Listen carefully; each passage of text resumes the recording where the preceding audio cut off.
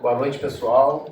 Boa noite. Fico muito feliz de ver vocês aqui, para a gente trocar muitos conhecimentos aqui. Hoje, o Matelli vai fazer a de encerramento. O professor Matelli foi meu orientador, então, assim, é uma honra tê-lo aqui conosco. Espero que o senhor venha mais vezes discutir coisas importantes sobre ensino superior, sobre pesquisa, sobre educação. O professor Matelli tem uma experiência gigantesca, ele é diretor na Unesp, então assim, ele tem muitas coisas importantes sobre extensão, sobre pesquisa, sobre educação que ele pode trazer aqui para as nossas discussões. Então, o professor Matelli ele é diretor da Faculdade de Engenharia e Ciências da Universidade Estadual Paulista, campus Guaratinguetá. É livre docente em Engenharia Térmica pela Unesp. Atuou como pesquisador visitante na NASA, Ames Research, não sei se é assim direito. Center. Possui graduação, mestrado e doutorado em Engenharia Mecânica, todos pela Universidade Federal de Santa Catarina. Tem experiência na área de energia, atuando principalmente nos seguintes temas: análise e síntese de sistemas térmicos, projetos resilientes, cogeneração, gás natural, célula combustível e sistema baseado em conhecimento. Professor, a palavra está contigo. Obrigado, André. Boa noite a todos e a todas. Uma satisfação, uma alegria muito grande estar aqui no IFE. Considero as instituições como o IFE fundamentais para a democratização do acesso ao ensino superior no Brasil. Existem IFEs no Rio de Janeiro, em São Paulo. Na minha cidade natal mesmo tem o IFE em São Paulo. E para mim é uma alegria estar aqui compartilhando um pouco das nossas vivências, das nossas experiências, Quando o André me convidou para fazer essa palestra, eu tinha proposto um tema bastante técnico, e ele disse que talvez não seja muito apropriado a gente discutir isso com esse público, que é um público de licenciatura, mais voltado às questões de educação. Então, eu escolhi falar de extensão universitária. Mas antes de entrar propriamente na palestra, eu vou fazer um comercial da Unesp. A Unesp, vocês já devem ter ouvido falar certamente da USP e da Unicamp, que são grandes universidades públicas do estado de São Paulo, e a Unesp é tipo o patinho feio, Ela fica meio assim, em segundo plano. E é uma visão equivocada, e eu vou dizer por quê. Esse ano saiu o ranking Xangai das principais universidades do mundo, e a Unesp foi considerada a segunda melhor universidade do Brasil. À frente da Unicamp, à frente do IFE, à frente da Federal do Rio de Janeiro. A gente faz o nosso serviço direitinho, a gente só não alardeia tanto. E a Unesp ela é uma universidade sui generis desde a sua gênese, porque na verdade ela nasceu, ela era uma coleção de institutos isolados de ensino superior no estado de São Paulo, públicos, mas que estavam dispersos pelo estado. E aí, em 1976, o governo do estado achou por bem reunir essa estrutura numa universidade e criou-se então a Unesp, a Universidade Estadual Paulista. E desde então ela foi ampliando, Ela começou em 13 cidades do estado de São Paulo, uma delas Guaratinguetá, onde está a Faculdade de Engenharia e Ciências. E hoje nós estamos presentes em 24 cidades do estado de São Paulo, com 34 unidades universitárias, aproximadamente 40 mil alunos entre graduação e pós-graduação. Na Faculdade de Engenharia a gente tem cursos de pós-graduação, temos aqui 2 egressos, que tiveram o desprazer de passar pela minha orientação. Cursos de mestrado e doutorado em Engenharia, cursos de mestrado e doutorado em Física, mas Física na parte de bacharelado, não na parte de educação. A pós-graduação em Educação Matemática da Unesp é referência nacional, A turma de Rio Claro lá é ponta firme pra caramba. A pós-graduação em ensino de ciência de física no campus de Bauru também é outra referência nacional. Então tenham vocês em mente que a Unesp é um horizonte próximo para a pós-graduação de vocês, tanto geograficamente, porque Guaratinguetá está a menos de 2 horas daqui, quanto também com essas tecnologias. Hoje em dia é muito fácil você fazer uma pós-graduação com recursos à distância. Você não precisa estar em Bauru o tempo todo para fazer um mestrado em educação em ciências de física para ter o seu título. Então essa é a Unesp. E a Unesp ela tem enfrentado alguns desafios no que diz respeito à extensão universitária. Então, da mesma maneira que a Unesp é o patinho feio das universidades públicas paulistas, a extensão universitária é o patinho feio do tripé, indissociável. Eu tinha preparado aqui um slide para falar de mim, mas o André já me apresentou, então eu vou pular. Então eu já vou entrar no tema da palestra. O patinho feio da indissociabilidade, o princípio da indissociabilidade entre ensino, pesquisa e extensão. Que diabo é isso? Bom, isso está consagrado não em força de lei, está consagrado na Constituição Federal do nosso país, de 88. Que diz no seu artigo 207, as universidades, e não se enganem, o IFE é uma universidade, gozam de autonomia didático-científica, administrativa e de gestão financeira e patrimonial e obedecerão, olha lá, ao princípio de dissociabilidade entre ensino, pesquisa e extensão. O que isso quer dizer? Quer dizer que não é possível você falar de ensino sem falar de pesquisa e sem falar de extensão. Não é possível você falar de, pelo menos no âmbito universitário, não é possível você falar de pesquisa sem falar de ensino e extensão. E também não é possível você falar de extensão sem falar de ensino e pesquisa. Então são indissociáveis. É uma espécie de trindade una. Né? Só que, por força de tradição ou de outros interesses que eu nem saberia avaliar quais são e também não acho que esse seja o espaço para a gente discutir isso, o fato é que a extensão ficou para trás. Se valoriza muito o ensino, se valoriza ainda mais a pesquisa, e a extensão ela é deixada de lado. Né? Não só na Unesco, ela é assim de uma maneira geral. Talvez por falta de compreender o que seja a extensão universitária de fato. E aí eu deixo essa provocação. O que é extensão universitária? Se eu perguntar para um professor o que é ensino, pô, ele vai saber na hora o que é ensino. O que é pesquisa? Também. Mas extensão. Aí eu trouxe esse slide aqui e coloquei a palavra conhecimento debaixo de todos os três. Por quê? Porque tem a ver com conhecimento. Extensão tem a ver com conhecimento. Essas definições são simplórias, mas eu acho que elas são didáticas. Né? Então, se eu precisar definir ensino em termos de conhecimento, eu vou dizer que ensino é transmitir conhecimento consagrados para as novas gerações. Você forma as novas gerações transmitindo conhecimento já consolidados para essas novas gerações, que vão formar massa crítica, os profissionais, etc. E a pesquisa? Alguém se arrisca a definir pesquisa em termos bem simples? Investigação? Gerar conhecimento, né? Produzir novos conhecimentos. E a extensão? Como é que ela se relaciona com o conhecimento? Oi? Troca. Troca. Né? Eu usei uma palavra um pouco mais sofisticada. Socialização de conhecimento. E por isso ela é indissociável. Né? Se você gera novos conhecimentos, por que não compartilhar com as novas gerações do ensino? E mais importante, se você gera novos conhecimentos, por que não socializá-los? Agora veja, a universidade e as instituições de ensino superior, de uma maneira geral, elas não estão apartadas da sociedade, né? Por que você faz a pesquisa que você faz? Porque você tem um interesse nacional, um interesse social a ser atendido, né?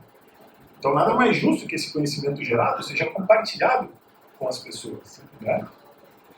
Mas a universidade, ela não detém o monopólio do conhecimento. Ela detém o monopólio do conhecimento formal. É ela que vai dizer que você é um profissional habilitado a exercer determinada profissão. É ela que vai legitimar a tua produção de conhecimento quando você publicar o teu artigo sob a afiliação de uma determinada universidade. Não é possível você fazer uma pesquisa e querer publicar um artigo sem ter uma afiliação. Né? O professor Pardal é legal na história em quadrinho. Na vida real, você tem que ter uma afiliação. Né? Mas, por outro lado, quantos saberes não existem fora da universidade? Quantas oportunidades a universidade não tem de aprender com a sociedade na qual ela está inserida? Isso tem tudo a ver com a extensão. Tudo a ver. Porque a socialização, ela pressupõe necessariamente troca. Né? Então não é aquela coisa que era uma percepção equivocada, mas também enraizada, de confundir a extensão como uma ação assim, voluntária, quase benevolente, um tanto arrogante, de dizer assim, olha, eu detenho o conhecimento, usem-no e você se beneficiará. Né? Não é assim que funciona a extensão. A extensão, ela pressupõe troca, ela pressupõe diálogo, ela pressupõe, enfim, ações conjuntas, parcerias, sempre com o propósito do quê? De legitimar a atuação da universidade na sociedade. Qual é a crítica mais frequente que você ouve da universidade? Torre de Marfim, os marajás acadêmicos, né? Os caras que vivem numa realidade paralela e não fazem nada a nosso favor. É justa essa crítica? Em parte é. Né? E em parte é por quê? Porque a gente negligenciou por décadas a extensão universitária. Agora a gente está começando a dar atenção para esse pé, desse tripé que é indissociável. Né? Então a extensão na Unesp, eu já mencionei, mas isso não é só na Unesp, ela é marginalizada. Eu não sei como é que é aqui no IFE, mas eu imagino que as dificuldades que vocês enfrentam aqui não são diferentes das que a gente enfrenta lá na Unesp. E não vai ser diferente da que a Federal do Rio tem, que a Federal Fluminense tem, são as mesmas. Né? O que deu essa chacoalhada, então? Né? Por que está se falando muito de extensão agora? Porque mandaram. Né? Mandaram. Né? Falaram assim, ó, você tem que fazer a extensão, bicho. Se você não fizer, você é ilegal. Você perde as prerrogativas de formar gente, etc. Né? Você está deslegitimado enquanto instituição de ensino superior. Né? Então virou uma exigência legal. Plano Nacional de Educação, estabelecido pela Lei 13.005, e depois, mais especificamente, a Resolução 7 de 2018 do MEC, que disseram assim, olha, 10% da carga horária de todos os cursos de graduação do Brasil, privados ou públicos, precisa ser em extensão. E aí, jogaram uma batata quente na nossa mão. A gente mal sabe definir extensão e falaram assim, você tem que oferecer 10%. Né? E os alunos nessa, então, nossa, pior ainda, né? Pior ainda. Então, são muitos os desafios, né? E como todos somos brasileiros, né, vocês fluminenses, eu paulista, tudo brasileiro, né, tudo fica para a última hora, né? Óbvio. Veja, a lei é de 2014. Mas a Unesp começou a se coçar para valer o ano passado. Não é só lá. Então, eu disse, né, a gente é brasileiro e se atrasa sempre, né? Não tem muito para onde correr. Mas assim, a Unesp ela entendeu isso como uma oportunidade para se tornar referência nacional no assunto. Né? Isso é devido muito à liderança do professor Raul, nosso pró-reitor de Extensão e Cultura, que é um cara da área de humanidades, ele é geógrafo, lá do campus de Presidente Prudente, que também tem uma excelente pós-graduação em geografia. Né? E assim, a ideia do professor Raul é assim, que o princípio fundamental da extensão universitária tem que impactar a realidade social das pessoas. Bom, beleza, né? Até aí, imagina você dizer o contrário, né? Isso aí é meio óbvio, né? Mas isso aqui é bastante ambicioso. Isso é muito ambicioso. Nós pretendemos tornar a Unesp uma referência em políticas públicas. Né? Porque como é que você... Tudo bem, você impacta a sociedade, mas e aí? Como é que esse impacto se pereniza? Né? Se não tiver uma política pública que perenize esse impacto, ele se dissolve ao longo do tempo. Então, essa é a pretensão da Unesp, ser um ator influente na criação de políticas públicas, em todos os níveis, regional, municipal, estadual e nacional. Muito lindo, né? Lindo. Isso aqui é mais lindo ainda. Outro dos princípios que é, assim, você quer fazer a extensão universitária acreditável na Unesp, você tem que alinhá-las aos objetivos de desenvolvimento sustentável. Espetacular. Esse aqui é o mais espetacular, educação de qualidade. Alguns alinhados à nossa natureza, lá enquanto um campus de engenharia de ciências, tem também aqui a questão energética, né? Eu estou sem óculos, não estou enxergando, mas enfim, um deles fala sobre energia, outro fala sobre acesso à água limpa, outro fala sobre alimentos e assim por diante. Muito bacana, né? E como que a gente está querendo implementar a extensão universitária? Então foram pensadas o que a gente está chamando de ACEU, né? São atividades de acreditação de extensão universitária. O que é isso? Isso é mais ou menos como se fosse uma disciplina, né? Você vai fazer a matrícula, tem lá um rol de disciplinas para você se matricular. Ah, vamos matricular cálculo, matemática, não sei o quê. Essas ACEUs têm mais ou menos o mesmo propósito. Na hora que o aluno vai fazer a matrícula, ele vai ter uma lista dessas ACEUs para ele se inscrever. E aí, ele vai ter os créditos dessa ACEU da mesma maneira que ele teria os créditos se tivesse se matriculado numa disciplina. Né? E aí tem esse monte de classificações possíveis para ACEU. Começando por programas. Então, o que é um programa? É uma atividade de acreditação que ela tem início, mas ela não tem fim. Ela se estende pelo tempo. Então, ela tem seus objetivos, os seus métodos, os seus resultados esperados, e não tem uma hora para acabar. É uma coisa que se desenvolve ao longo do tempo.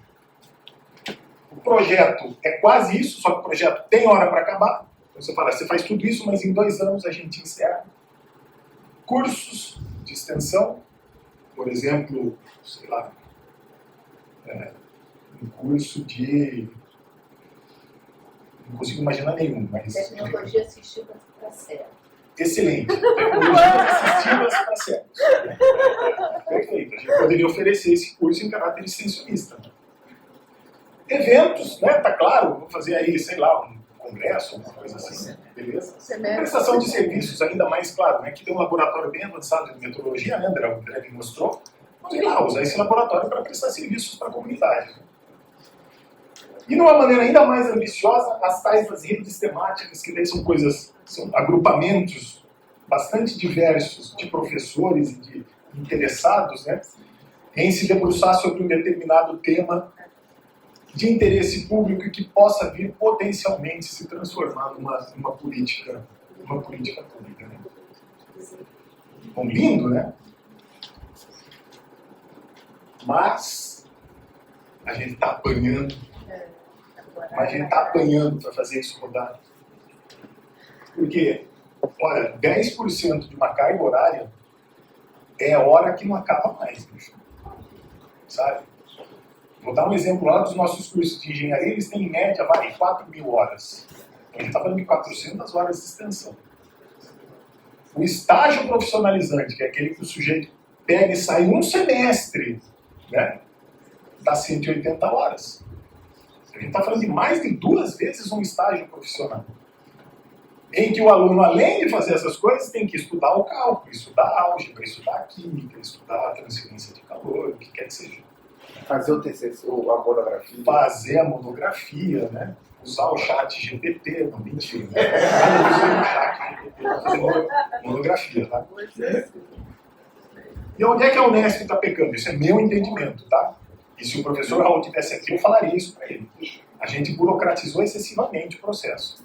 Então, eu nem quero entrar nesse detalhe porque ele dá azia. Porque, por exemplo, é possível você fazer extensão universitária em disciplinas. Né? Então, o curso de engenharia de produção, por exemplo, a gente está enfrentando essa situação nesse momento.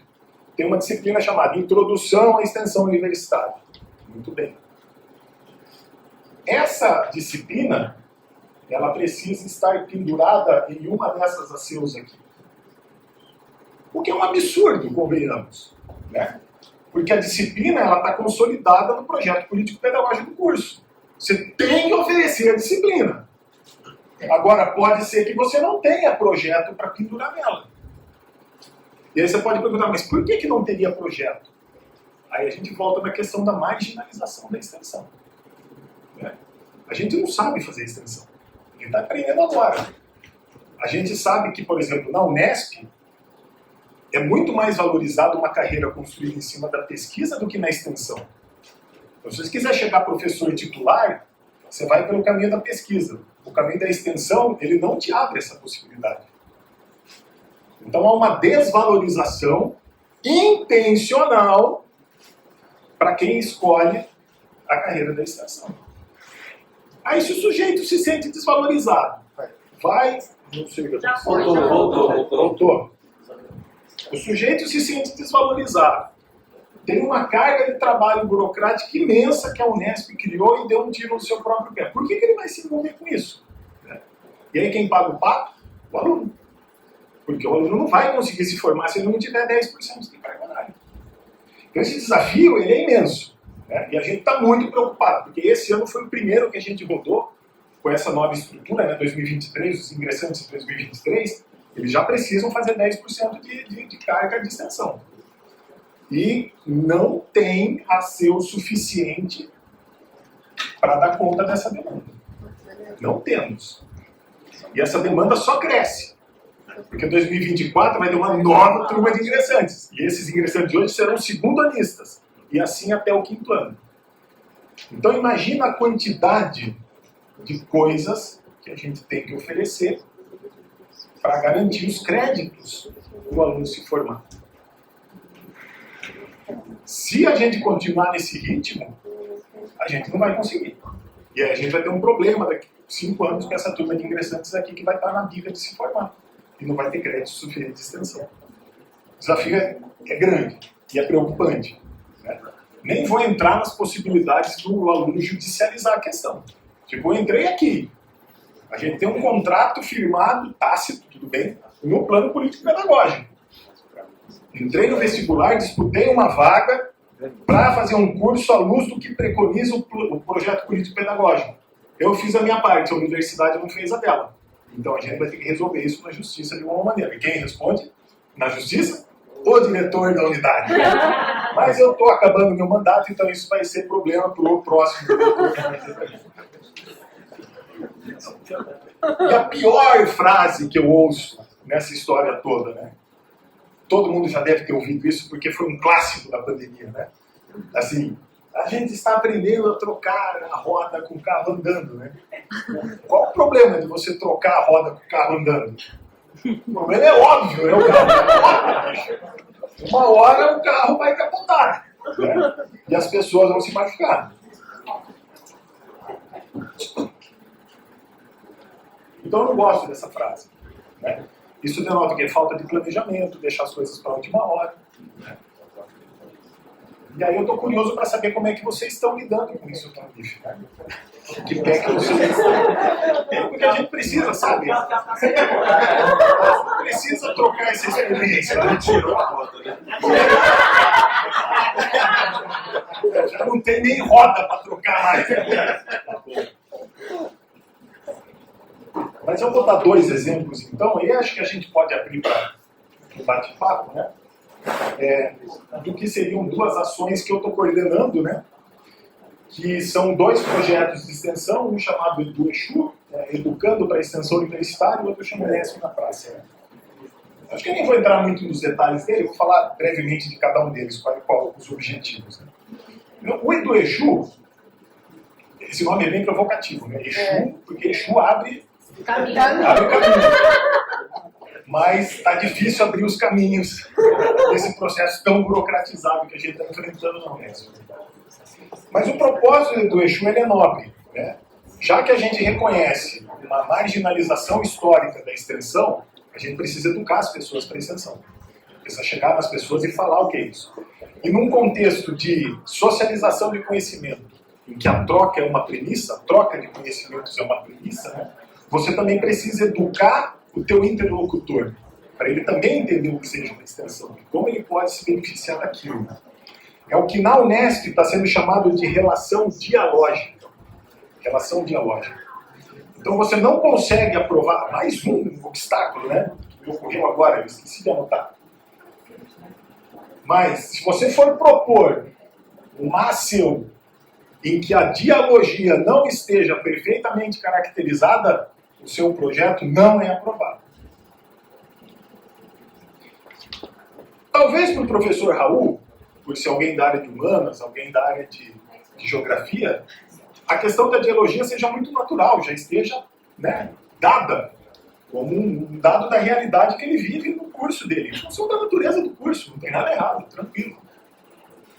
Agora, como que eu vou dizer num projeto que envolve engenharia, tecnologia, matemática, física, química, quer dizer, aquela ciência dura, como que eu vou caracterizar a dialogia?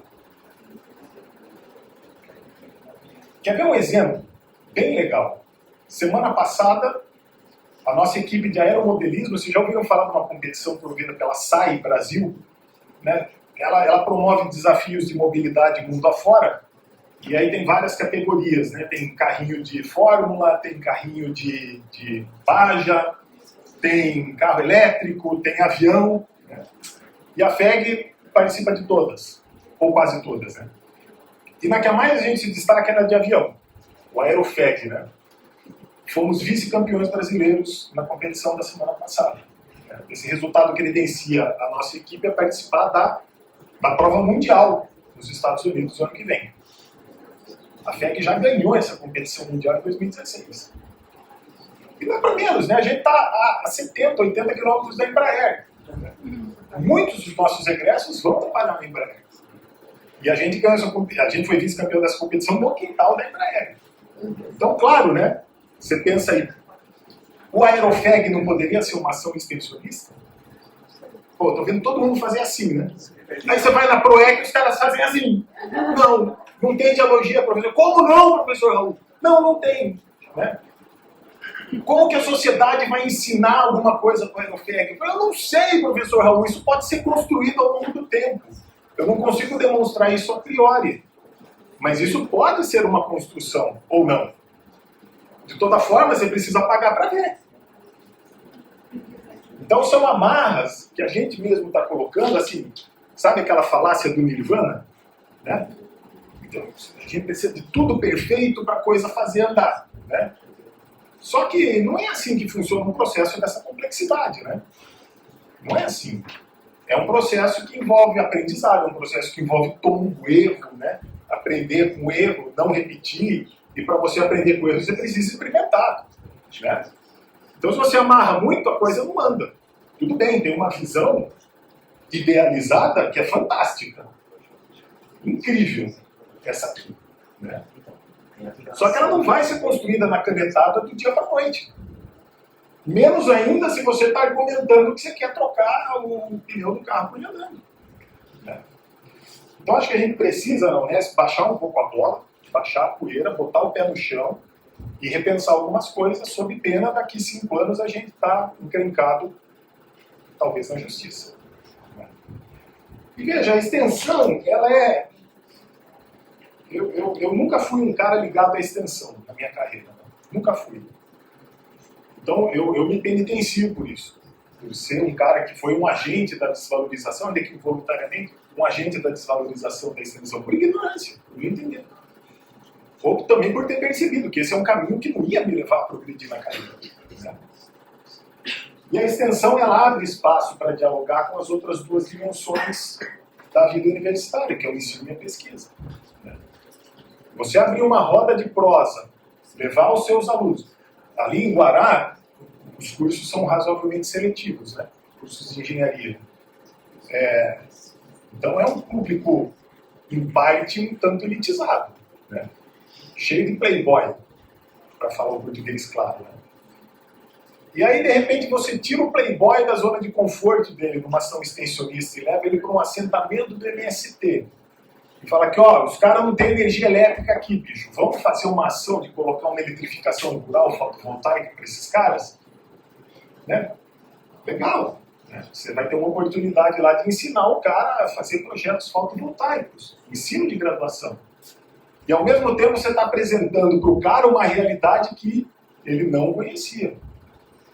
Aí ele vai aprender o quê com os caras do MST? Eletrificação rural? Claro que não. Mas vai aprender agroecologia, vai aprender, sei lá, compostagem, sei lá, o que quer que seja.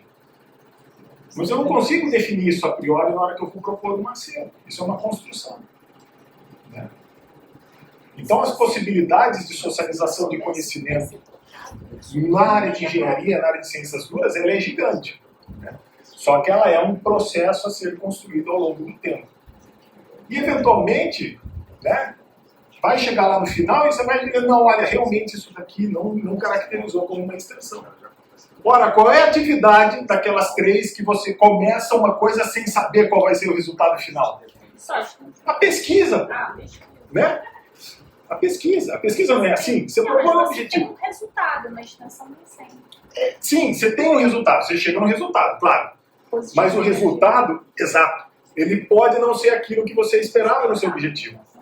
E está tudo certo. Em termos de pesquisa, é isso aí mesmo, né? Ou deveria ser. Porque também fere o ego do cara, ele propor o objetivo e chegar, sabe? Porque não foi bem isso, né?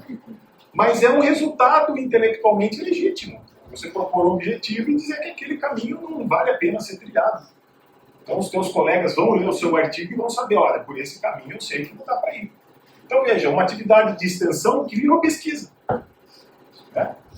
Então essa é o cerne da indissociabilidade, sabe? Então não é uma extensão pura. Não existe extensão pura. Ela sempre vai estar associada a um contexto de ensino e de pesquisa. Agora, a gente tá, essa coisa da acreditação, ela está forçando a pesquisa a ter esse olhar também. Não existe a pesquisa pura mais. Quer dizer, existe. Mas vai ser cada vez mais difícil para uma escola de engenharia como a nossa dizer assim, olha, a minha pesquisa ela não traz impacto social nenhum. E sabe quem está exigindo que a gente demonstre que a nossa pesquisa tem impacto social? A CAPES. Então os caras da CAPES vêm aqui, você quer ganhar nota boa na avaliação da CAPES? Mostre que seus trabalhos impactam a realidade. Aí qual foi a nossa primeira providência? Pô, escreve na tese que impacta. Lógico, né? Lógico. Agora o papel aceita qualquer coisa, né? Muito bem, no primeiro momento você convenceu a CAPES, né? Ah, impacta. Beleza. Agora o que a CAPES está exigindo? Quantifique esse impacto. Pô, aí a coisa muda completamente de figura. A começar por quantificar com qual índice. Se vira, bicho. Cria um índice aí. Ah, vou criar um índice? Tá bom, pesquisa. Propor um índice para quantificar o impacto de extensão pode ser uma pesquisa e deve ser uma pesquisa.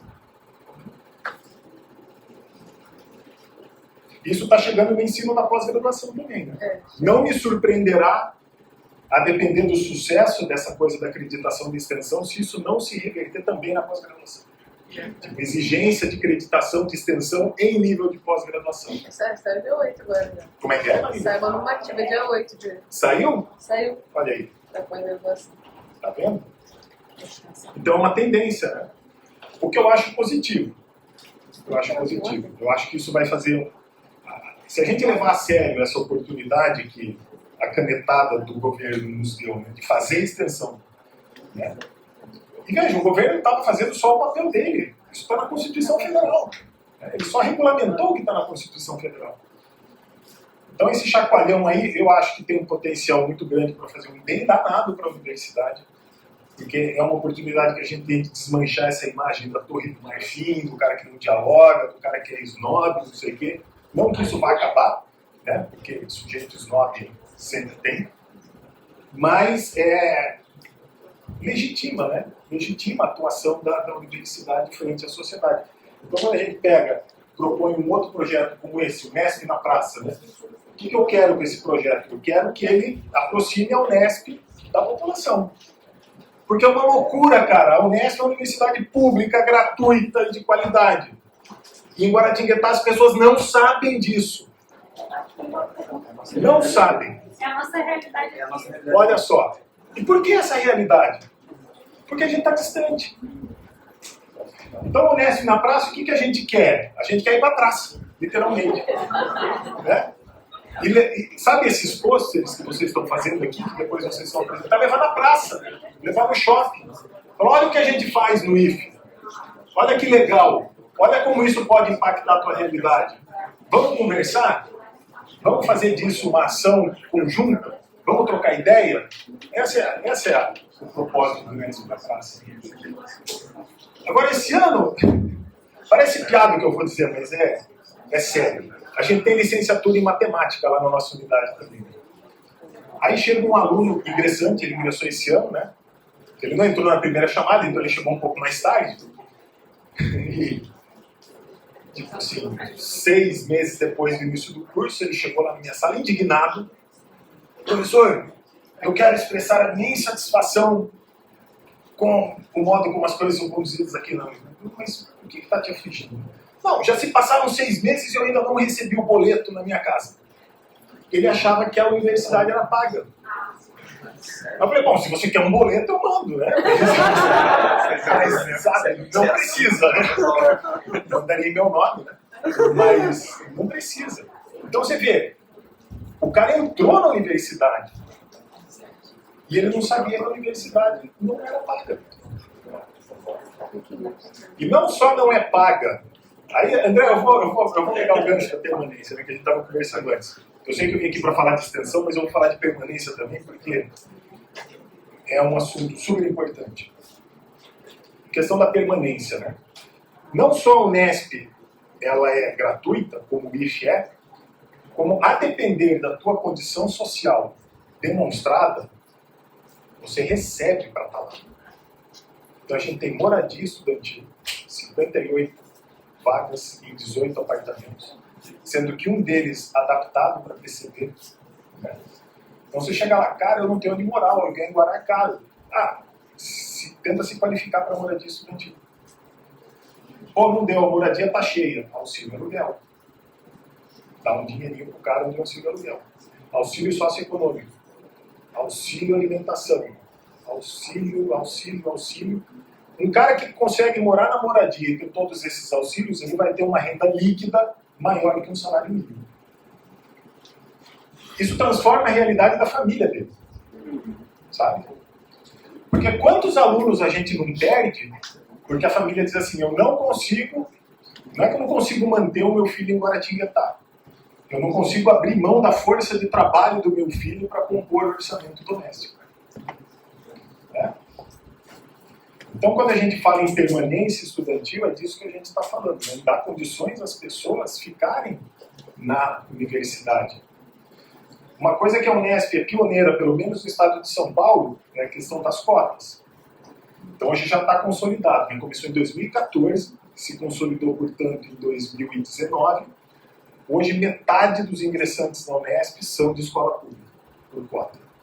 E dentro da cota da escola pública, 30% PPI, que a gente chama de preto, pardo e indígena.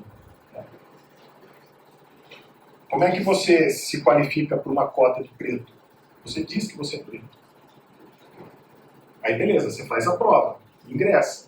Aí depois a Unesp vai ver, você é preto mesmo? Né? E quem está averiguando isso? Né? São os próprios pretos da Unesp.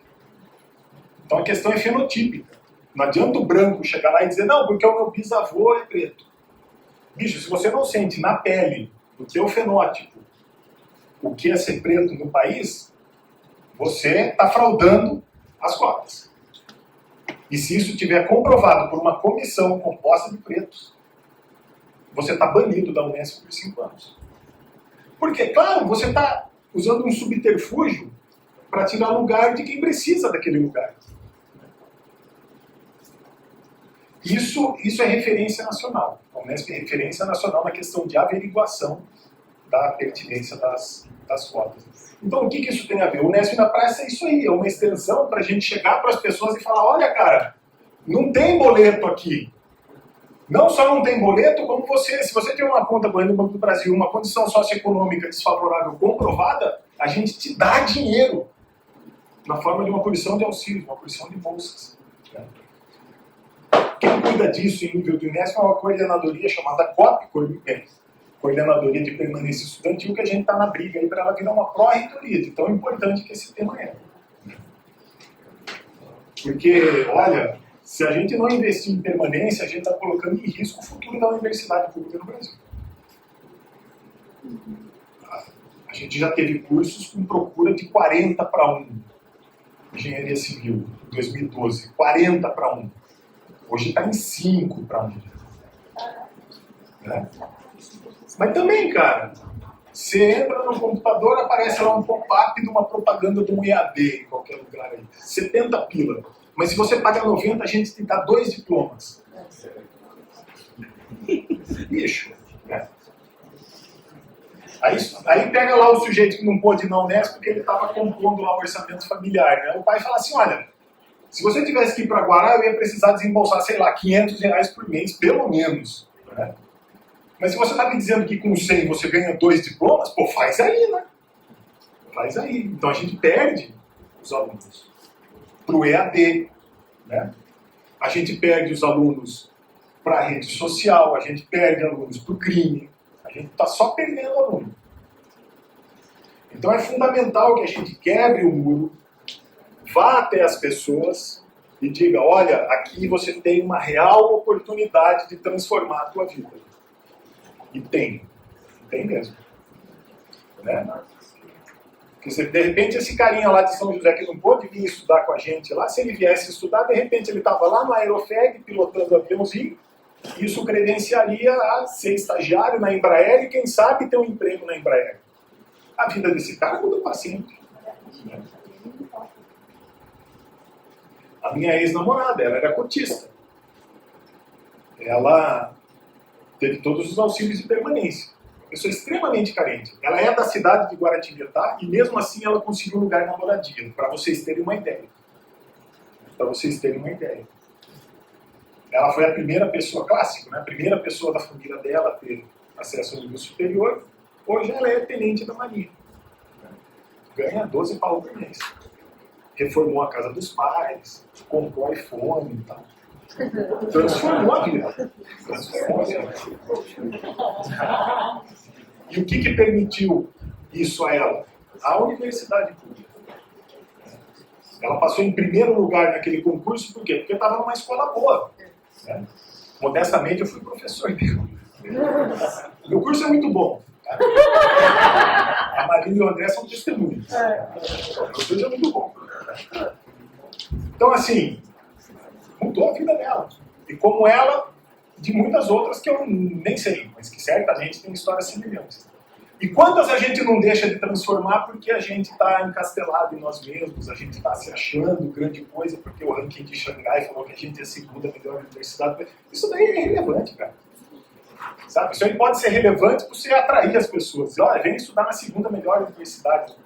Mas você chega para o pai da pessoa lá de São José dos Campos, ele vai dizer, não adianta, eu não tenho dinheiro para isso. Mas então tá, manda ele mesmo assim, a gente ajuda. Isso está perfeitamente alinhado com a nossa missão, né? A missão universitária da Unesp, que está consolidada no nosso TDI. Lamento não tê-la trazido aqui, porque é uma missão espetacular. É uma das coisas que eu muito me orgulho de trabalhar na Unesp, é pela missão dela.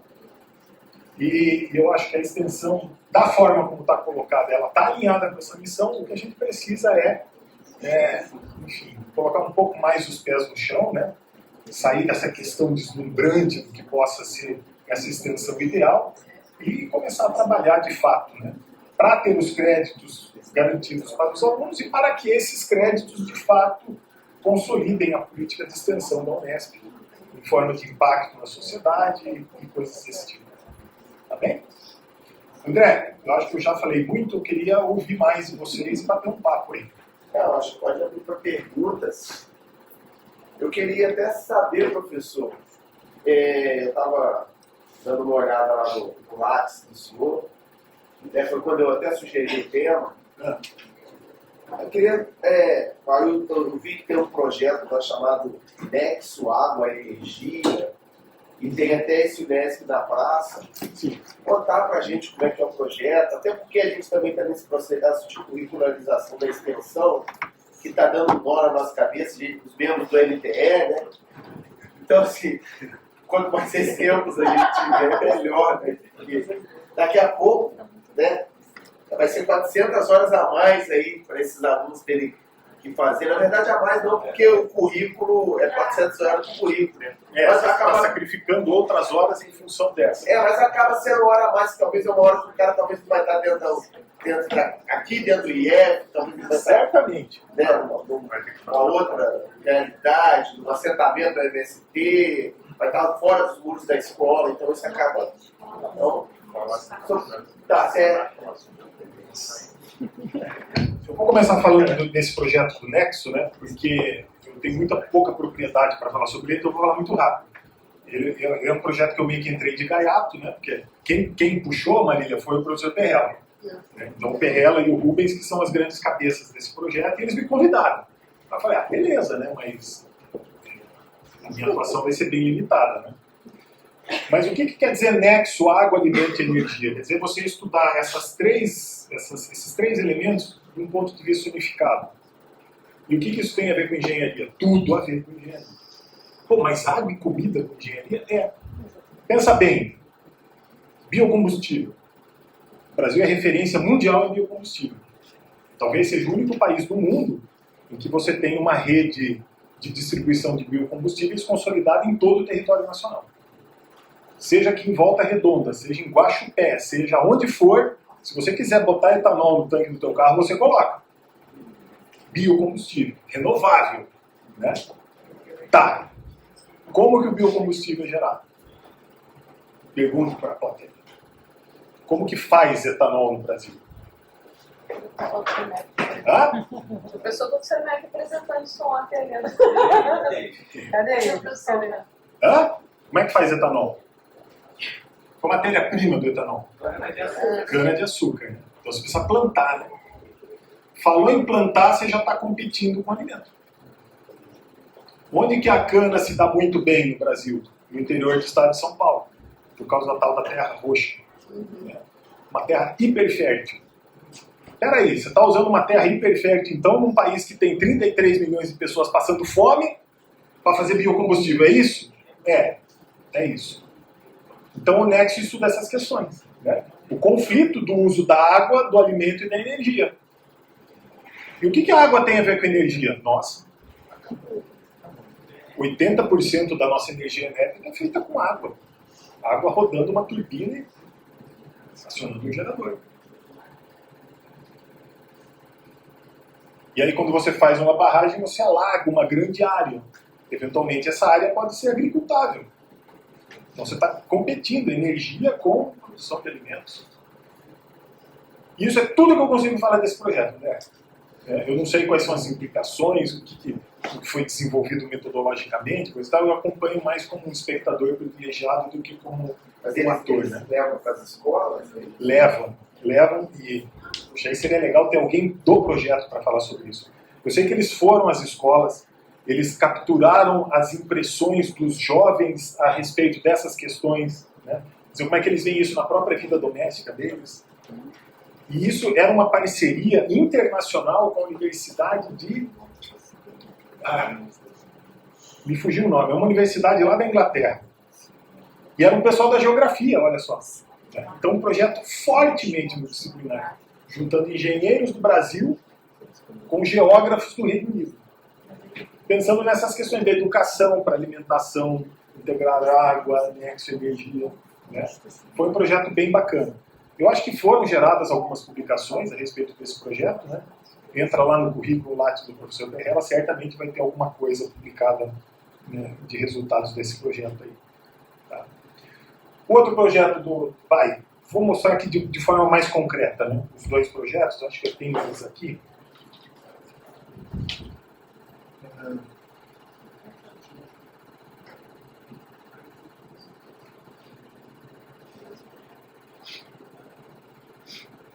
Vou pegar o Unesc na Praça. Deixa eu aumentar aqui um pouco o zoom.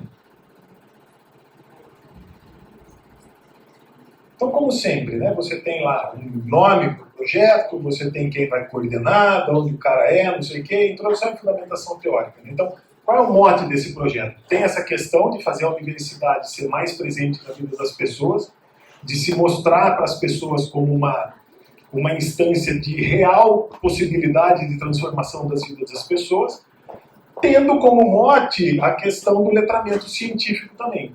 Então, quando a gente leva a Unesco, a gente não vai só falar de permanência, de você pode ganhar uma grana estando lá com a gente, não sei o quê. A gente também vai mostrar a ciência que a gente faz, como pretexto para a gente discutir letramento científico. Né? Porque a gente passou por um período de pandemia que a gente pagou um preço muito alto por causa de negacionismo científico. Muito alto. Né? 700 mil vidas. 400 mil se você pensar naquelas que foram ceifadas por negar a eficiência de vacinas, coisas desse tipo. Mas uma escola de engenharia tem legitimidade para falar de vacina? De vacina não, mas de método científico tem. Então a gente pode chegar para as pessoas e falar, olha, sabe, por que não é problemático necessariamente uma vacina ser desenvolvida em tão pouco tempo? Porque ela segue protocolos científicos. E é os mesmos que a gente segue aqui, quando a gente vai querer determinar, por exemplo, a órbita de objetos transneptunianos, como o grupo de dinâmica orbital da nossa faculdade faz. É o mesmo método. Né? Porque a ciência ela tem essa característica, ela é metodológica, fortemente metodológica. E aí quando você vai propor o teu projeto de extensão, olha que coisa interessante. Você demonstra a fundamentação teórica dele para que você possa estabelecer o quê? A metodologia. Então na extensão também está presente a metodologia. Claro, ela é indissociável da pesquisa, por que não estaria? Né? Então o que a gente quer com esse projeto? Os objetivos estão aqui, né? Olha, eu tenho que dizer, no âmbito do ODS 4, que é a educação de qualidade. Então começo falando assim, no âmbito do ODS 4, o objetivo é aproximar a FEG da população, contribuindo para democratizar o acesso ao conhecimento científico. Claro, a gente não vai formar cientistas no FEG na praça, né? Mas a gente vai dizer para eles, olha, a ciência ela é metodológica e por isso ela tem a sua efetividade. Por isso foi possível desenvolver vacinas em tão pouco tempo. Né? Mudar a percepção que as pessoas equivocaram dentro da faculdade, alguns objetivos específicos, né? Apresentar a nossa produção científica e tecnológica. Os caras, vocês fazem o quê? Aquela clássica, né? Mas o senhor só dá aula, né? E quando está de férias faz o quê? É como se não tivesse mais nada para fazer, né? Porque não enxergam a indissociabilidade da pesquisa e da extensão. Quando eu não estou dando aula, eu estou fazendo pesquisa. Né? É isso que eu estou fazendo. E agora pretendo fazer extensão também. Apresentar também a produção cultural, por que não? Né? A gente tem, o nosso colégio técnico tem tanta gente talentosa, mas tanta gente talentosa. Os caras fizeram um festival de música. O colégio técnico fica dentro do campus da FEG. São 350 alunos de ensino médio técnico. Sabe quantas bandas eles inscreveram no festival? 32. Quer dizer, praticamente todo mundo tinha banda naquele colégio. Me convidaram para tocar numa. Eu fui agredir o ouvido das pessoas a convite do pessoal. Mas foi super divertido.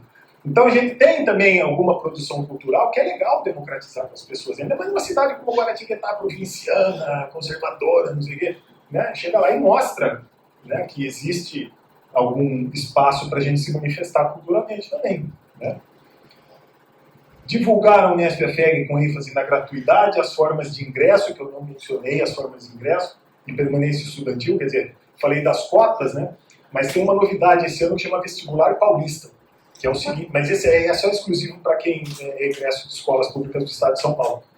É mais uma reserva só para aluno de baixíssima renda que vai disputar aquelas vagas só entre seus pares, com perspectivas de ter auxílios custeados pelo governo do estado de São Paulo. Né? Também é uma ação. E esse é um vestibular que é seriado. Essa que eu acho que é a grande novidade dele. Né? Então você começa a prestar ele no primeiro ano do ensino fundamental. Então, você faz ele uma prova. Tá? Igual ISME. Isso. Isso. Aí no segundo ano você faz a outra parte da prova, no terceiro você termina de fazer. Então, ele começa esse ano. Então, esse ano ele não vai ter o caráter seriado, quem vai fazer são alunos do terceiro ano. Mas ano que vem já faz de segundo e de terceiro, e daí, a partir do próximo, ele já entra no fluxo. Né? E outra questão importante, prospectar oportunidades de estender. Quer dizer, a gente não está restrito à realidade de Guaratinguetá. Né? Guaratinguetá é um polo regional, tem um monte de cidadezinha pequena em volta, que também a gente recebe alunos dessas cidades, de Cunha, né? Pô, se Guará é provinciano, Cunha, então vocês não fazem ideia. Cunha, mesmo Paraty está pertíssimo de Guaratinguetá, menos de 100 quilômetros. Né? Cunha, Potim, Aparecida, né? Pô, Aparecida, cara, Aparecida é o terceiro maior destino turístico do país. 13 milhões de visitantes por ano. Só perde para Rio de Janeiro e Foz do Iguaçu. Olha quanta oportunidade não tem de dialogia, de conversa, não sei o quê. Enfim, então prospectar as oportunidades de estender esse projeto. De que maneira? Aí eu venho aqui na metodologia.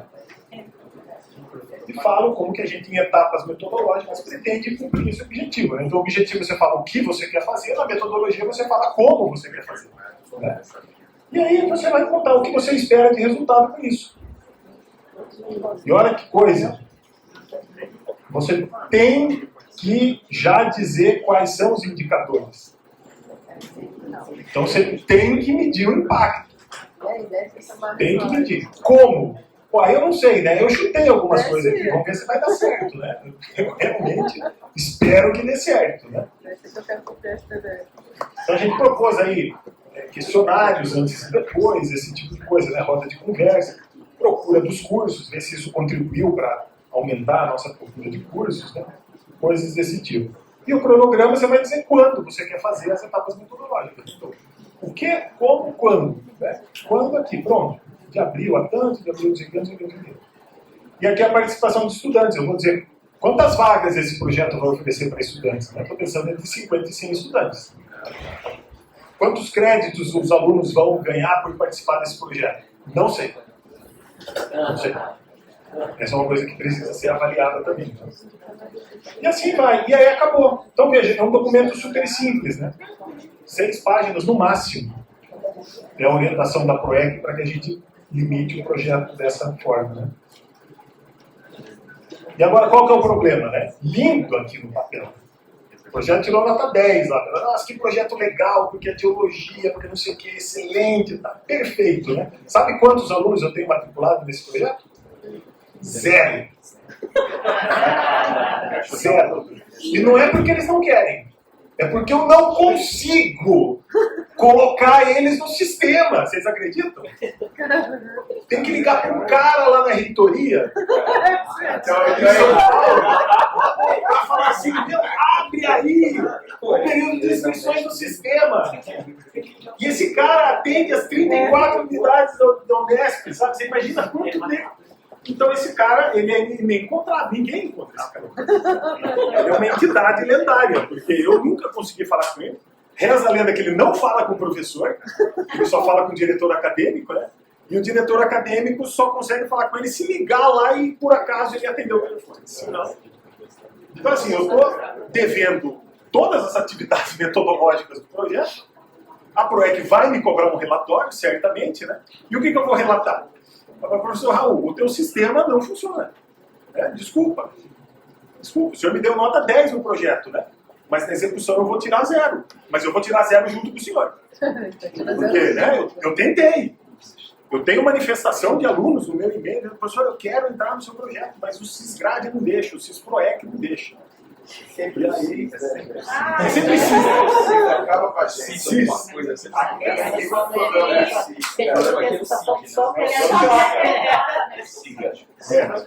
Aqui é SIG. Aqui é SIG.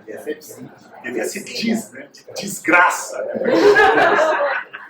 Realmente os nossos sistemas institucionais funcionam muito mal, né? Muito mal. Ele é um sistema que, assim, ele é muito bom para quem desenvolve, mas para o usuário ele é péssimo. Esquece de conversar com o usuário. Pessoal, dúvidas? Quem quer fazer alguma pergunta para o professor? Eu quero. Pode falar, Dudu. Professor, não sei se você pode ajudar a gente aqui. No nosso curso a gente tem uma quantidade de horas de prática docente.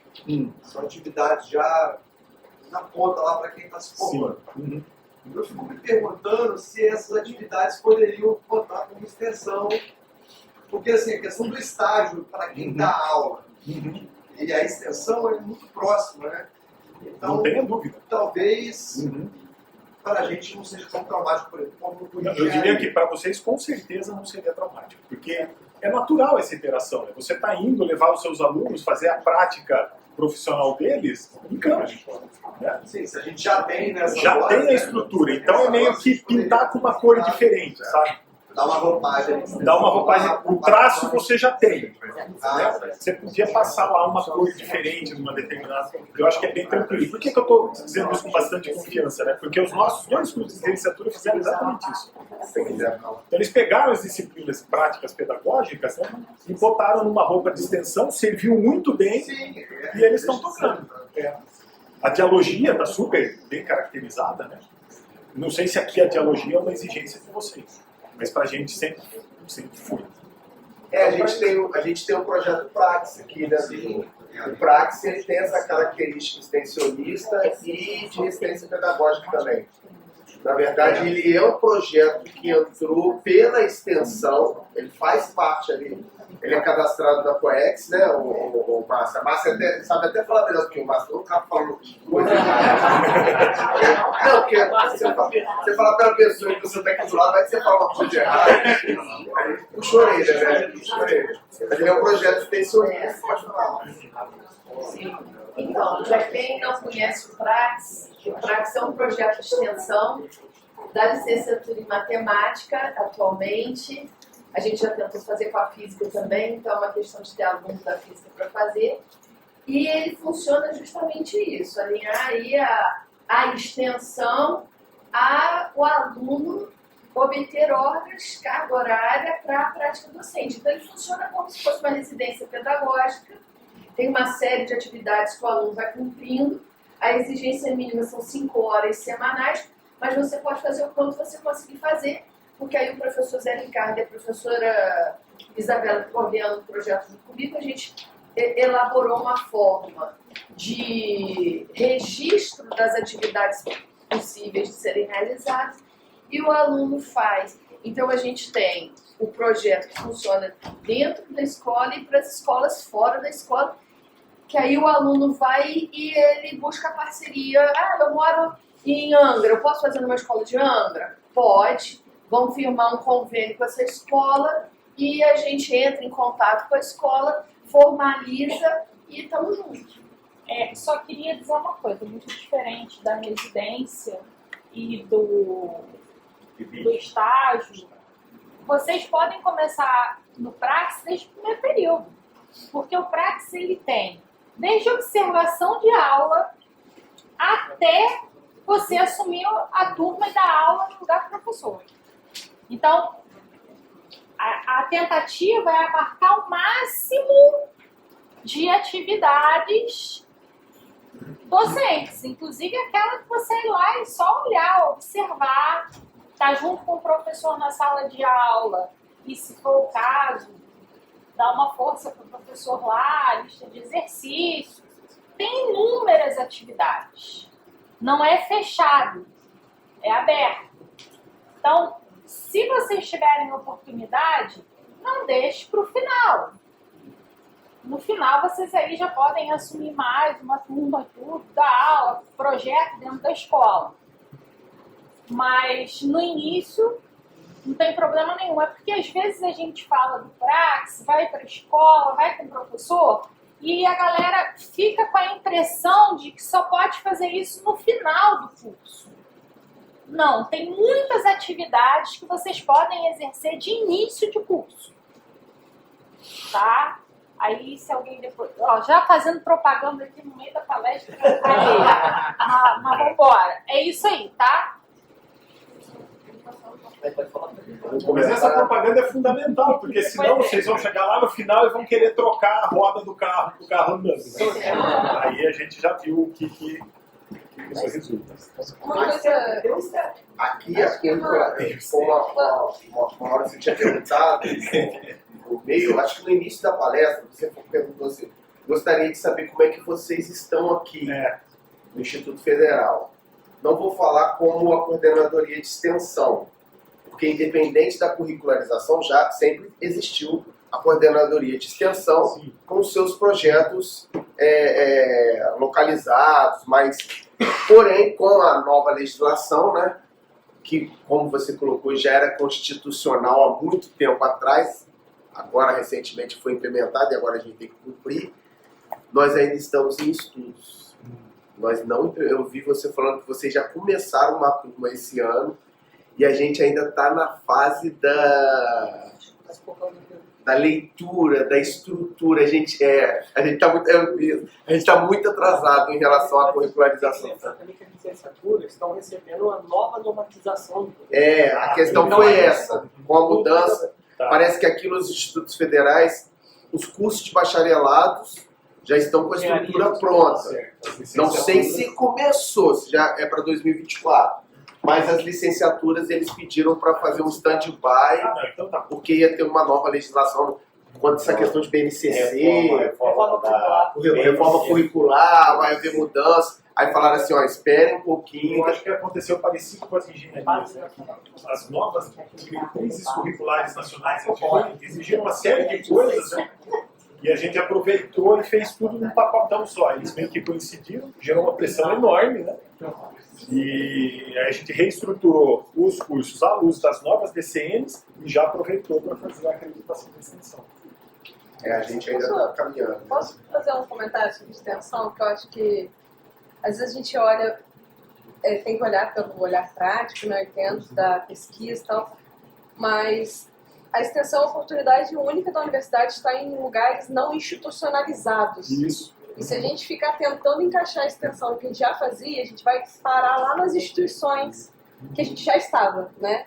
E aí, o que a gente está fazendo de diferente? A gente teria que estar naquele lugar onde a universidade não chegava antes. E é um caminho difícil, mas a ideia é tentar não vestir. Eu acho que se você vestir a roupa, você não troca mais de roupa. É melhor não vestir, se incomodar e tentar pensar em outros lugares ali para a universidade estar, porque não é onde ela já estava. Ela tem que ir para onde ela não estava. Ela tem que ser provocada aí, onde não está. E aí, em lugares não institucionalizados. Porque senão você nem caracteriza a dialogia. Porque a extensão já era feita de alguma forma. A extensão existe, teoricamente, sempre a extensão que é aquela ida da universidade para a população com aquela visão hegemônica, que ela vai, quer dizer, não havia um intercâmbio de universidade, que é o que prevê a extensão. Então, a exigência dessa mudança, que é uma exigência de uma visão de mundo, eu acho que dificulta muito para a gente, né? Eu acho que, concordo plenamente com a Marília, é sair da sua zona de conforto, que já foi construída, que já foi, por exemplo, a pesquisa do ensino, ela está entranhada, né, nossas formações. Então, é exatamente esse novo olhar, né? E aí eu fico assim um pouco, observo um pouco que às vezes também há muita tentativa de botar roupa velha no corpo novo. E aí eu acho que a gente pode perder uma oportunidade de repensar, né? E continuar lá no nosso castelo e dizendo lá no papel o que está fazendo, enfim, como já acontecia anteriormente com a extensão. Então, eu acho que isso aí demanda, né, tentativas, acertos, erros, e aquilo que você falou, é aprender a fazer algo que a gente não sabe como fazer. Então, não é mudar a roda do carro andando, é criar um novo carro com a nova roda. O carro velho já está lá, o carro já está rodando. Então, assim, eu acho que é este olhar que tem que ser uma construção, né, que eu acho que essa lei ela é muito importante nesse aspecto, porque a gente só faz quando é exigido mesmo, né, porque senão a gente fica na zona de conforto. E eu acho que as tentativas vão acontecer, a gente vai ter inovações, outras vezes vamos tentar botar roupa velha no corpo novo, e eu acho que é essa construção que ela vai ajudar a gente talvez ter uma nova visão, né, da universidade, que no meu entendimento, num país como o Brasil, isso é essencial. Por exemplo, estudei na UFRJ, você não consegue imaginar o entorno da UFRJ, toda as favelas ali, favela da Maré, Morro do Alemão, enfim, e você não consegue, né, esse diálogo, né, esse intercâmbio, né, a própria Fiocruz, né, que era parceira da gente, também mostrava a dificuldade e aí até uma questão mesmo de desconfiança da comunidade, porque ela já tem uma visão também que a gente está encastelado. Então eu acho que essa questão, né, que é uma questão que a gente precisa pensar muito quando a gente fala em extensão dentro do não só a visão de que a gente está encastelado, mas entre a população jovem, a visão de que a universidade não representa mais uma possibilidade de transformação. Então é algo que a gente... É uma oportunidade que a gente tem de virar esse jogo, né? Essa discussão a gente amadureceu bastante na Unesp, de como que a gente chega nos lugares, Marília, sabe? E uma das coisas que foram colocadas, que gerou assim, uma certa irritação no início, mas agora está claro o porquê, né? Então, você vai propor um projeto ou um programa, você precisa ter um parceiro formalizado. E tem que ter a cartinha. Aí você pergunta, como é que o MSP vai botar uma cartinha? Então, aí você tem que falar para ele, olha, vocês têm que constituir uma associação, você tem que, de alguma maneira, se formalizar para que a gente possa ter essa parceria. Então, isso até como subproduto é interessante para eles. Você nem começou a extensão. Mas só o fato da gente dizer, olha, vocês precisam se regularizar, você precisa ver lá com o INCRA, não sei o que, já vai começando a dar uma contribuição para o dia a dia deles. Né? Tem uma questão da regularização para a gente também, da extensão, que são os cursos noturnos. Os cursos noturnos, eles têm um dificultador, geralmente a gente tem vários alunos que trabalham. E rodar um projeto de extensão com a limitação, que horas? Porque à noite eles já estão aqui na grade. De dia, a maioria deles não tem disponibilidade.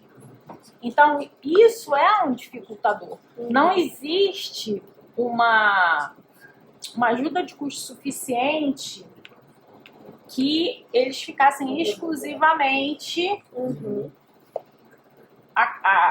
o tempo deles disponível para a faculdade. Eles precisam da renda. E isso dificulta enormemente.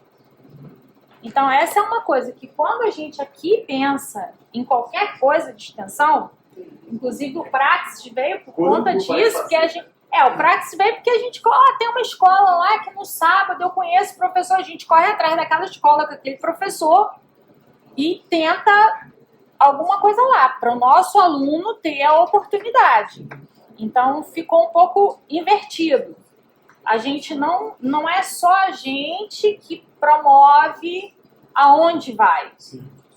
Qualquer apareceu ali, a gente corre atrás para oportunizar, porque é muito difícil essa questão do tempo. Sim. No noturno, essa é uma grande preocupação que a gente tem na nossa unidade também. Nas licenciaturas, a gente contornou um pouco com essa questão do estágio, né? Do estágio pedagógico, então deu para contornar mais ou menos. Agora a gente tem engenharia mecânica no turno. Quando que esses caras vão fazer extensão? Eu não sei. Ninguém sabe. Mas está lá no PQP. Os projetos estão aí. Não sei como a gente vai lidar. Porque essa cabeça do que é extensão, né? Porque às vezes o aluno da Unesp que trabalha no mercado, ele pode fazer uma ação extensionista. Se tirar essa cabeça. O problema é ficar pensando, tentando colocar no papel de pesquisa, uma coisa que não é. Aí, esse moleque que tá lá, ele pode fazer um negócio, se deixar mais aberto, né, do jeito que... Aí eu tenho que fazer extensão em outro momento, o cara já vive uma realidade que ele poderia estar intervindo, que ele poderia estar fazendo, e aí ele tem que fazer... A gente tem uma necessidade muito grande de institucionalizar antes. A gente vivencia isso aqui, no próprio Praxis, a gente já vivenciou isso. Alunos que já estavam fazendo alguma coisa. Será que isso pode ser? Então o Praxis ele nasceu com uma ideia e ele foi ampliando para abarcar. Então, vamos submeter, nós vamos conversar e ver se essa ação dá para ser considerada. Mas aqui a gente tem um universo de um curso. Eu não sei como, por exemplo, fazer isso numa Unesp com um quantitativo de pessoas. Abrir. Se você acha que você tem alguma ação que vale da extensão, e aí talvez a disciplina de explicar o que é uma extensão no início, então, ok, você vai entrar, pedir uma audiência e explicar o que você faz e a gente vai ver se dá para institucionalizar isso como extensão. É deixar a cargo do aluno? Não acredito que seja possível, mas tem alunos que já fazem alguma coisa. Mas ainda que seja deixar a cargo do aluno, qual o problema? Também não, né? Não tem problema nenhum, você está promovendo a autonomia deles, né? É uma competência que a gente, pelo menos, eu imagino que seja uma competência desejável num profissional, seja autônomo, né? Não se fala muito em aprender, não sei o que, aprenda a aprender a fazer extensão também, né? Porque quando vai fazer um TCC, a dinâmica é muito parecida. Não sou eu que vou chegar no aluno e falar, olha, estude isso aqui no seu TCC. Ele vai ver meu lado, se ele se interessar por aquilo que ele faz, ele me procura e propõe o que ele quiser fazer. Por que não assim com a extensão também? Então não vejo que isso seja um problema. Antes, ao contrário, eu acho que isso é uma oportunidade que ela deve ser estimulada. Mas ele está engessado. Então, Está engessado. como aqui. Está engessado. Como Tá aqui, engessado. não aqui, chefe. Aqui na instituição. Como aqui a chefa que estão lá. Gente, mais perguntas? Então tá. Pode falar. E a trajetória?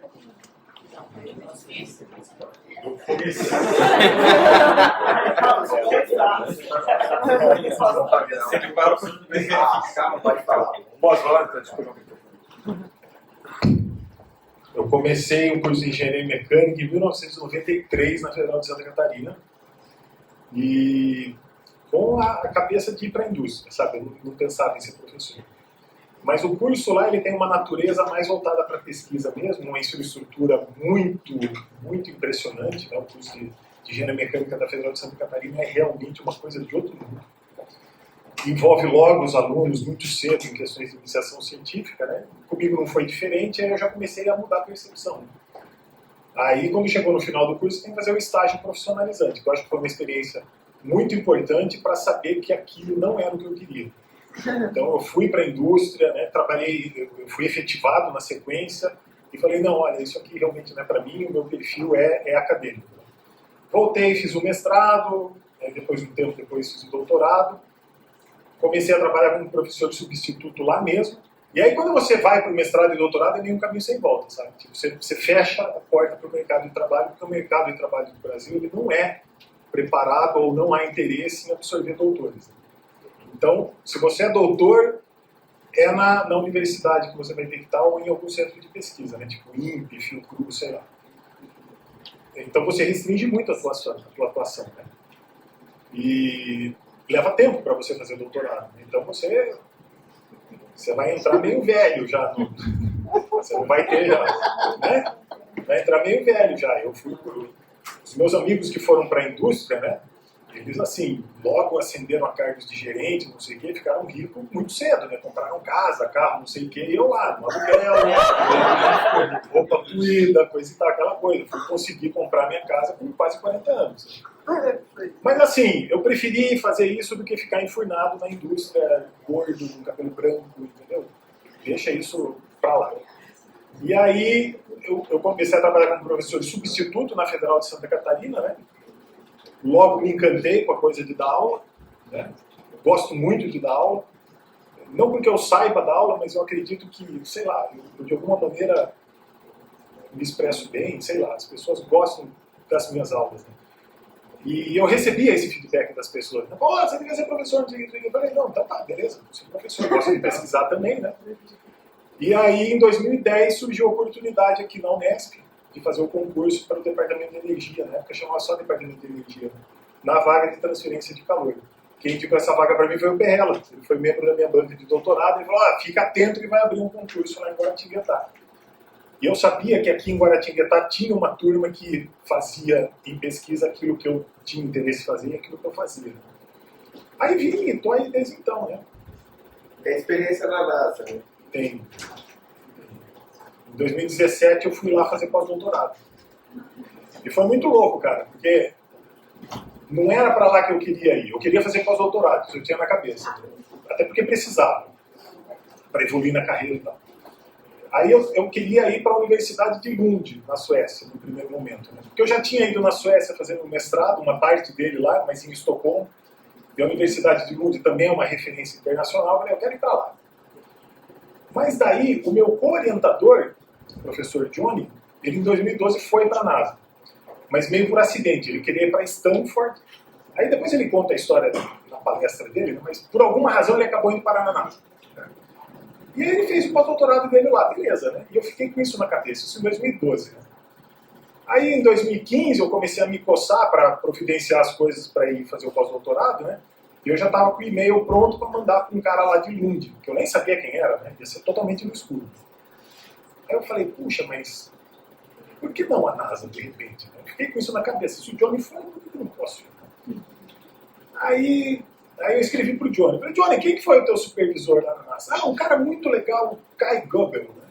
Um cara que é alemão naturalizado americano. Fala com ele, o e-mail dele é esse daqui. Vou escrever um e-mail para esse maluco aí, ver o que dá, né? Professor Kai, estou interessado em fazer pós-doutorado e estou prospectando oportunidades. Tem como aí na NASA? Não, eu juro para vocês, eu tenho e-mail impresso, não nesse computador, eu tenho e-mail impresso, né? Cara, uma semana depois, eu recebo o e-mail de volta. E a resposta do cara foi, sim. Eu só não tenho grana para te pagar. Eu falei, não, mas eu não estou pedindo grana, eu estou pedindo para ir aí. Tem jeito? Tem. Aí eu, e o que você estuda? porque eu estudo isso, né? Eu falei para ele o que eu estudava. Ele falou, não, a gente tá vendo um negócio aí de resiliência, que era o tema original que eu queria falar aqui, né? Aí ele falou, eu falei, acho que isso é interessante no contexto que eu estudo, será que a gente pode conversar um pouco mais? Você me manda uma literatura? Aí ele, não, me mandou lá 10 artigos, né? Aí eu li, escrevi mandei esse artigo para um congresso, fui lá, apresentei o artigo e mandei para ele depois. Eu falei, apresentei esse artigo no congresso, o pessoal curtiu o resultado. Eu falei, não, muito legal, então pronto, você já tem um projeto de pesquisa para mim aqui, né? Aí eu fui para a NASA estudar o quê? Cogeração. Pô, a NASA é uma agência espacial, né? Cogeração é a coisa mais mundana que você possa imaginar. É a coisa mais pé no chão. E os caras, tipo, me aceitaram lá para fazer isso. Então eu fui lá lidar com foguete, com satélite. Não. Não fui. Eu fui lá estudar resiliência, né? Mas num contexto diferente daqueles que eles estudavam. E foi muito legal. Aí a gente publicou 2 artigos em revistas bem prestigiosas, né? Um deles está bem citado, bem legal mesmo. Aí, isso me deu a oportunidade de orientar um aluno de doutorado, o Felipe, né, que se formou. E o Caio participou da banca dele. O Caio virou meu amigo, o cara é gente fina pra caramba, né? Ele não está mais na NASA, mas muito gente fina. Me recebeu na casa dele, tipo assim, um cara muito legal. Agora, o que eu acho mais legal é o seguinte, quando eu estive lá, eu terminei de pesquisar resiliência, eu tinha bolsa de 1 ano pela FAPESP, né? Aí, tipo, 10 meses eu já tinha terminado, né? Eu falei, o que eu vou fazer aqui, né? Aí os caras estavam com uma célula combustível meio parada lá, né? Aí eu olhei pra aquilo e falei, olha, o que vocês acham de eu fazer um projeto aí pra vocês, não sei o quê, pra botar esse negócio pra funcionar? Ah, beleza, a gente não tem grana. Eu falei, não, mas o projeto eu deixo aí, a hora que vocês tiverem grana, vocês compram e montam, né?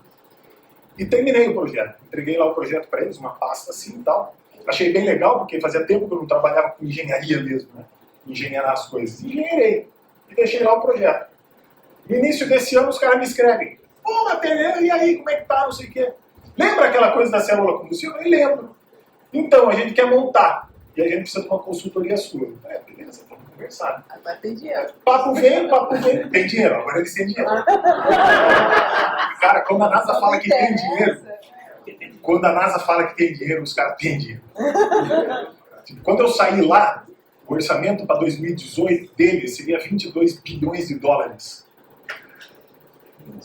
A Unesp, a Unicamp e a USP juntas, naquele ano, o orçamento daria 4 bilhões de reais. Então, assim, é uma escala literalmente astronômica, né? É outra realidade.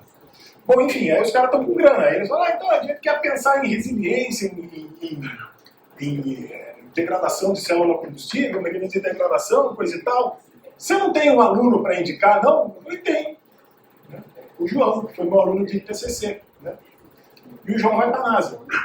Então, isso que eu achei, a coisa mais legal dessa experiência toda é essa, sabe? É abrir porta para outras pessoas irem para lá.